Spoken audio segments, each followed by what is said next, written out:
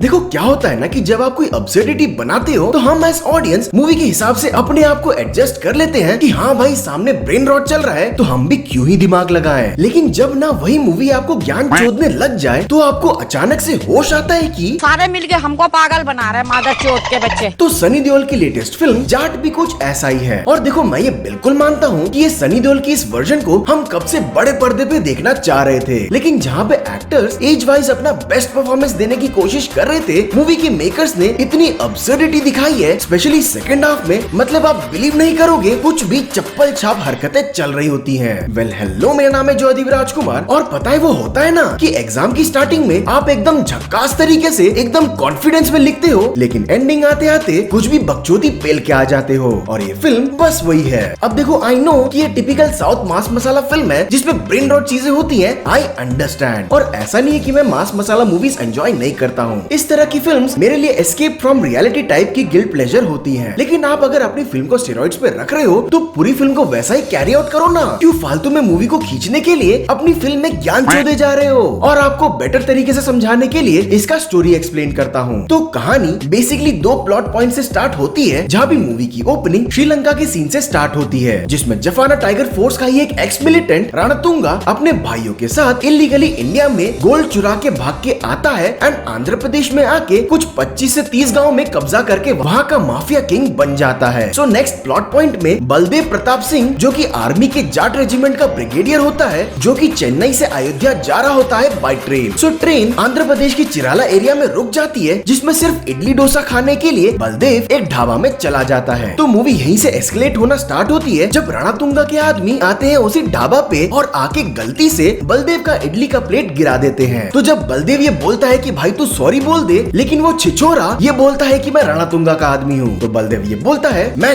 जाट हूँ और बोलता है कि चल ले चल अपने बॉस के पास। फिर वहीं जाके बलदेव रणतुंगा से भिड़ जाता है एंड बस यही है मूवी का मोटा मोटा story. So now you can understand कि मैं क्या बोलने की कोशिश कर रहा हूँ। ये पूरा एक अब्सर्डिटी से भरा हुआ फिल्म है जिसमें फर्स्ट हाफ भाई बहुत अच्छा चलता है। मूवी के पहले 30 मिनट तक रणदीप हुड्डा को ऐसा रावण सेटअप किया जाता है कि he is just a black shade villain straight away. कोई शेड या कॉज नहीं, he is just a simply bad person. And Randeep Hooda ने इसी कैरेक्टर को एकदम कन्विंसिंग तरीके से प्ले किया है, which is simply enough to sell his character. And वहीं दूसरी तरफ हमारे सनी पाजी सिंपली एक टैंक की तरह होते हैं जो बस मूवी में एग्जिस्ट करते हैं। उनका कोई मोटिवेशन नहीं है, कोई कॉज नहीं है, ही is just a simple man जो बस सॉरी सुनना चाहता था। मूवी के फर्स्ट हाफ तक उसका आइडेंटिटी तो छोड़ो, उसका नाम यहाँ तक कि मूवी का टाइटल कार्ड तक भी नहीं दिखाया जाता है। बट पता है दिक्कत आती है इसके सेकंड हाफ में, क्योंकि फर्स्ट हाफ तक आप तो इसमें लॉजिक ढूंढते ही नहीं हो, और ढूंढना भी क्यों। मूवी आपको वेल एंटरटेन करती है, action was decent enough, and जो सनी पाजी का एक कैरेक्टर का कोई बैकग्राउंड ना देके जो मिस्ट्री उन्होंने क्रिएट किया था ना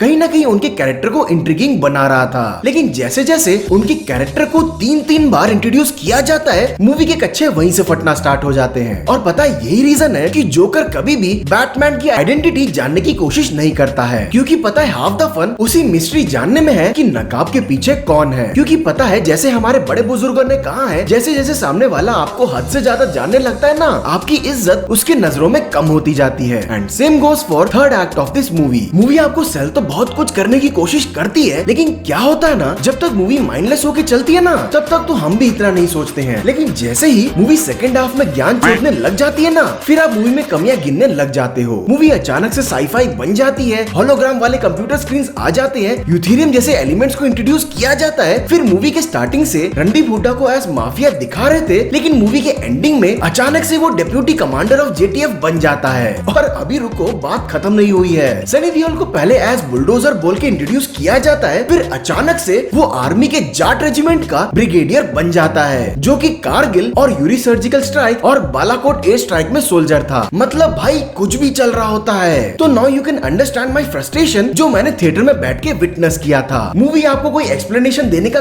कष्ट भी नहीं करती है कि मूवी के एंडिंग में सनी पाजी के पास बजूका कहां से आया। और पता है इसी को स्क्रीन प्ले का इशू कहते हैं। जब जो एक्शन आपको मूवी के स्टार्टिंग में कूल और एस्थेटिक वाइज बढ़िया लग रहा था ना, वही मूवी के एंडिंग फाइट में जाहिलपना लगने लग जाता है। मूवी के साइड कैरेक्टर्स को इतना प्लॉट एक्सप्लेनेशन दिया जाता है जिसका कोई रेलेवेंस नहीं होता है मूवी की स्टोरी से। मूवी में देशभक्ति, विमेन एम्पावरमेंट और साईफाई जैसे सब टॉपिक्स को कवर किया जाता है, लेकिन वही बात आ जाती है ना कि एंडिंग ही आपने इतना चूतिया बनाई है कि थिएटर से निकलने के बाद आपको मूवी की कोई गुड कुछ पॉइंट्स याद ही नहीं रहते हैं। खैर देखो यार, मुझे तो ये फिल्म बहुत ही बेकार लगी है। मूवी आपको बेचने की बहुत कुछ कोशिश तो करती है, बट वही है ना कि अपने चिरांडो वाले हरकतों से बाज आए तब ना। वेल, मेरी तरफ से इस मूवी को 1 स्टार आउट ऑफ 5 स्टार। बाकी देखो यार, आपको देखना है तो देख लो, वरना trust me it's not worth it. बाकी यस आई नो मैं रेगुलर नहीं हो पा रहा हूँ, पर यार सच में भरोसा करो, मैं बहुत ट्राई कर रहा हूँ। तो यार सब्सक्राइब करो भाई को एंड सपोर्ट करो मुझे यार। तब तक के लिए जॉयदीप बोलेगा और पब्लिक सुनेगी।